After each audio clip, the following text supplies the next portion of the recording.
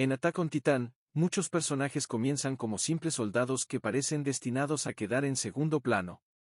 Algunos terminan convirtiéndose en héroes. Otros mueren en el campo de batalla. Y unos pocos cambian por completo su manera de ver el mundo. Floch Forster pertenece a esta última categoría. Cuando aparece por primera vez, no parece tener nada de especial. No es uno de los mejores reclutas, no posee un talento extraordinario y tampoco pertenece al círculo de protagonistas.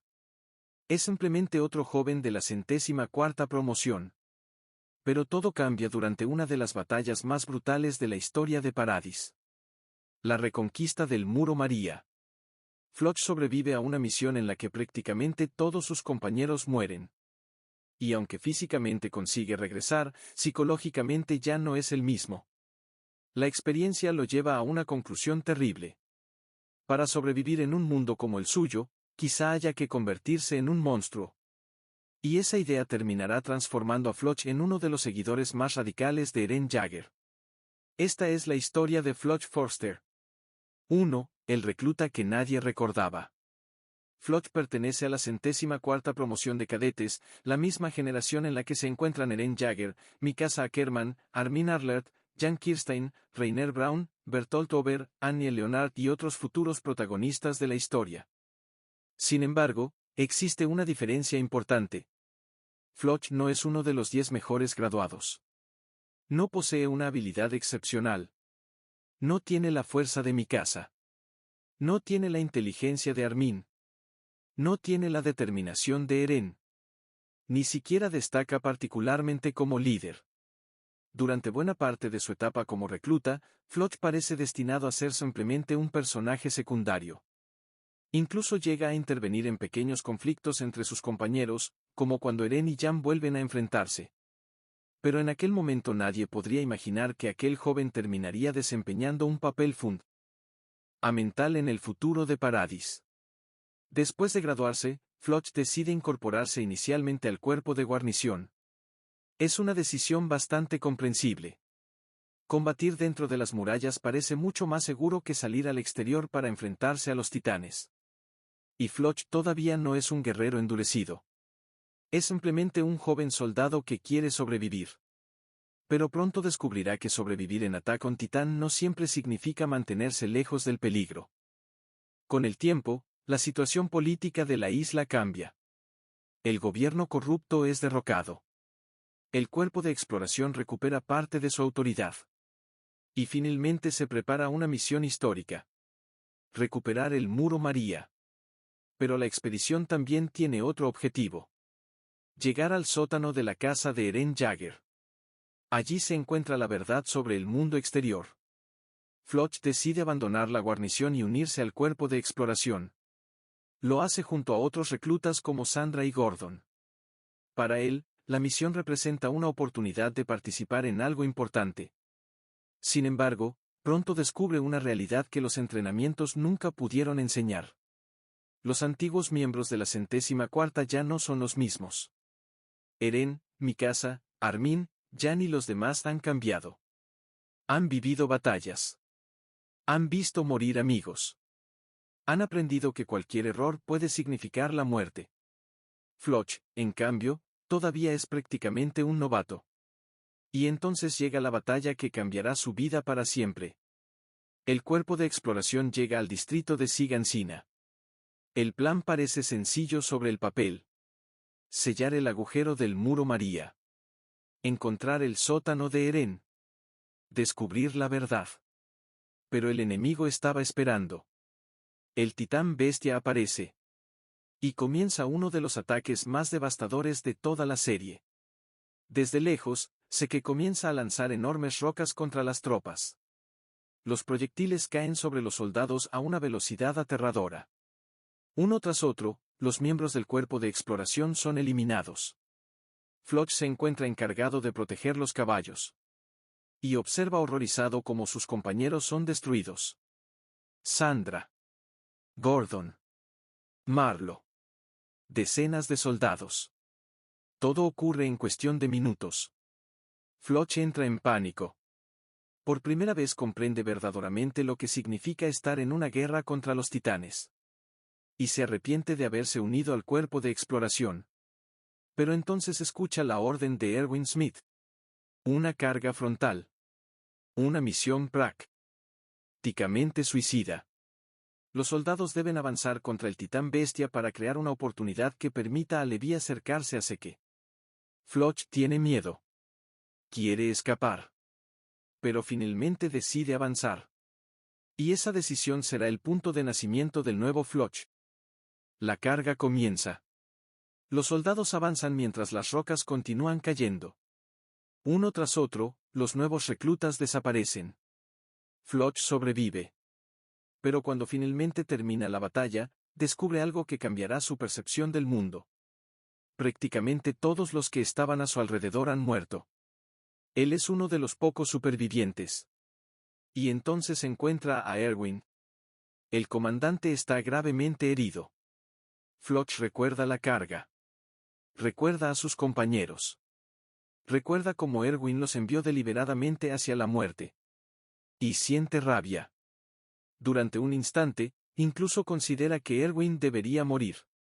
Pero entonces Floch comienza a pensar. ¿Por qué Erwin tomó aquella decisión? Porque alguien tenía que hacerlo.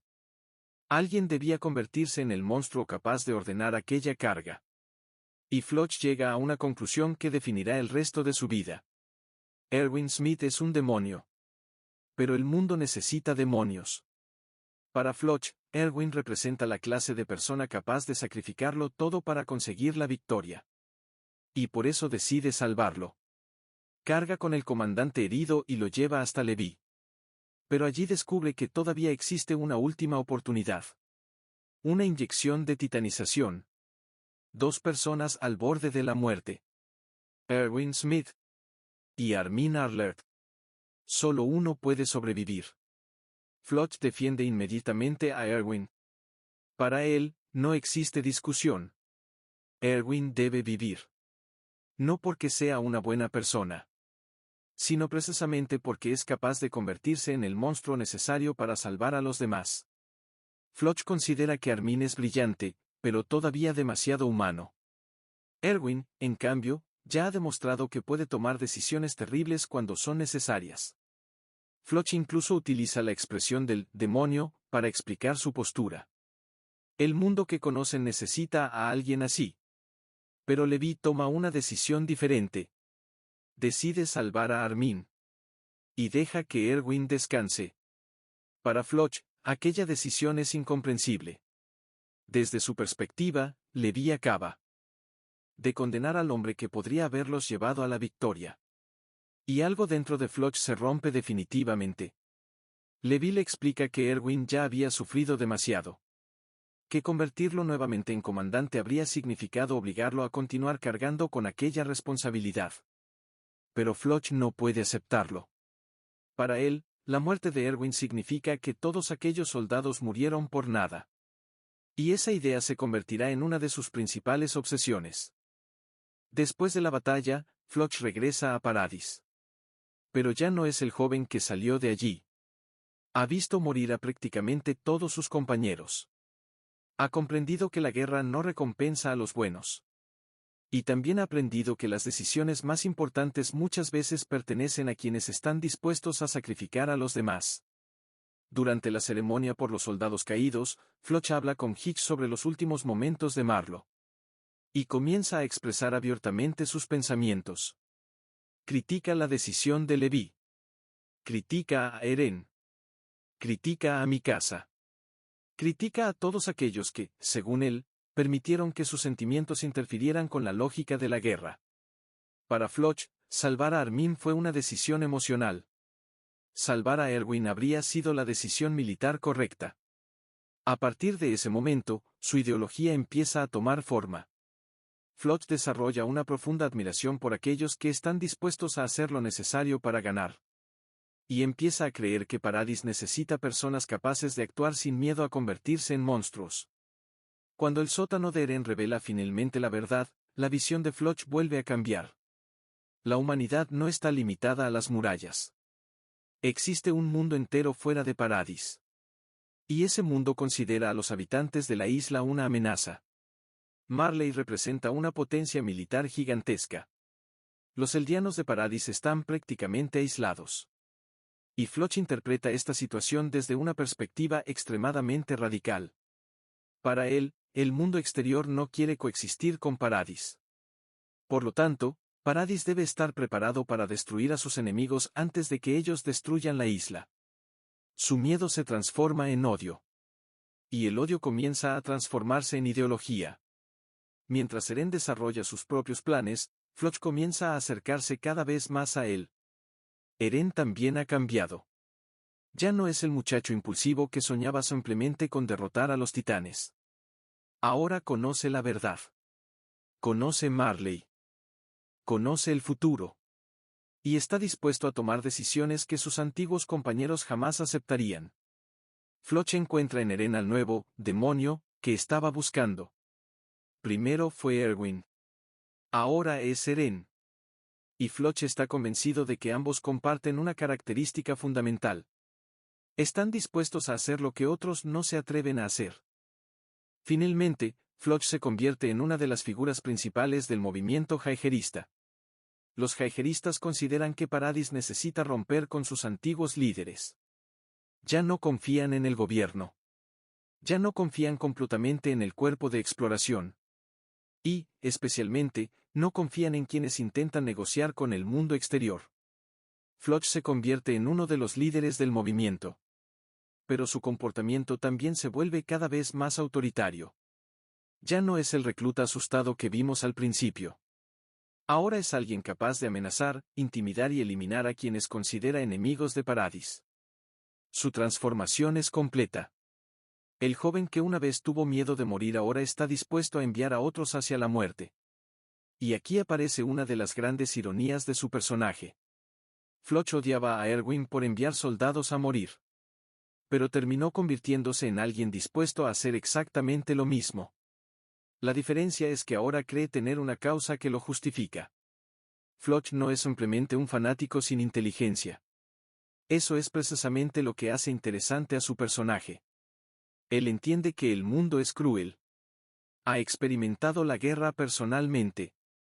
Ha visto morir a sus amigos. Ha visto cómo los comandantes sacrifican soldados. Y ha comprendido que muchas veces las decisiones difíciles no tienen una solución buena. El problema es que transforma esa experiencia en una conclusión extrema. Para Floch, si el mundo es cruel, hay que ser todavía más cruel.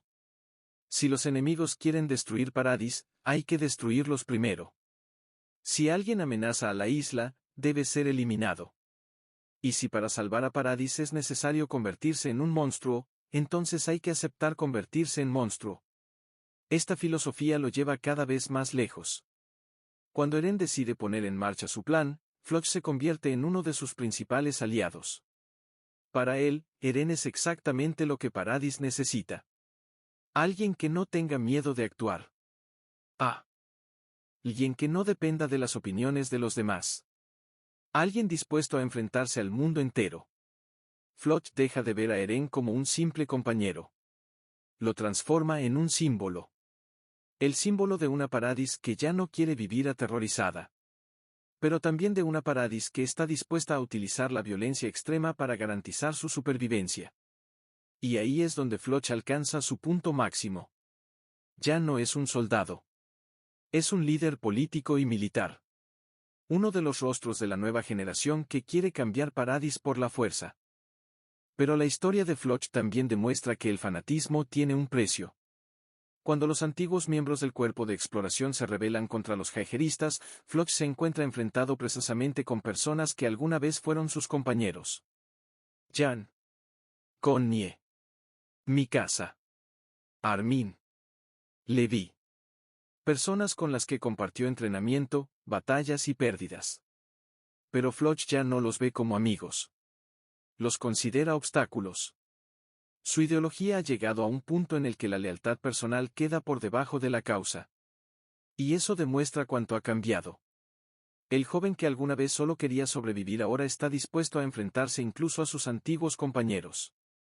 Durante el conflicto final, Floch continúa intentando impedir que sus enemigos detengan los planes de Eren. Incluso después de resultar gravemente herido, se niega a abandonar la lucha. Su determinación demuestra hasta qué punto se ha aferrado a su ideología. Floch sabe que probablemente no puede ganar. Pero continúa. Porque para él, rendirse significaría aceptar que todos los sacrificios de sus compañeros fueron inútiles. Y finalmente su historia llega a su conclusión.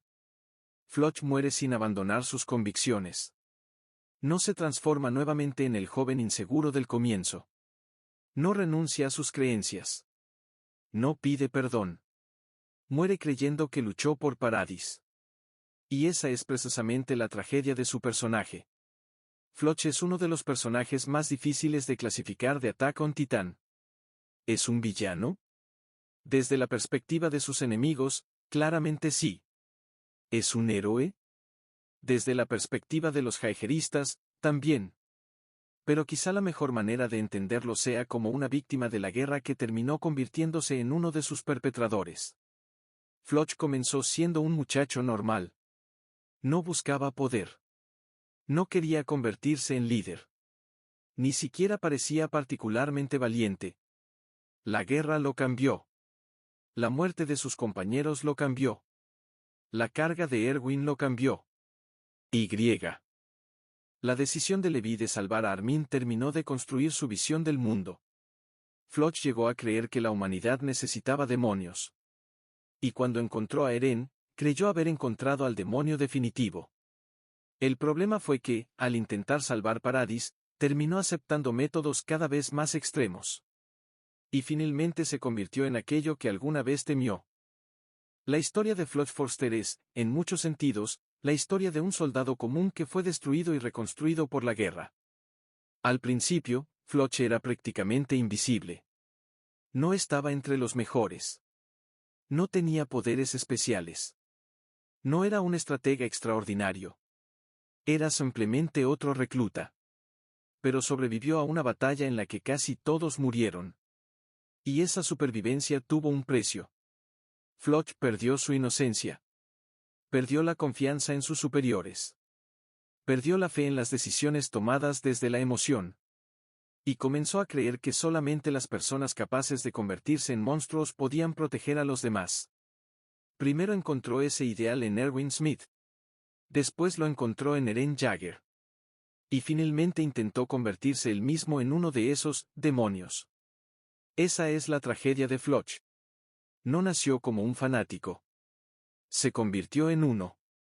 Y Attack on Titan utiliza su transformación para mostrar una de sus ideas más importantes.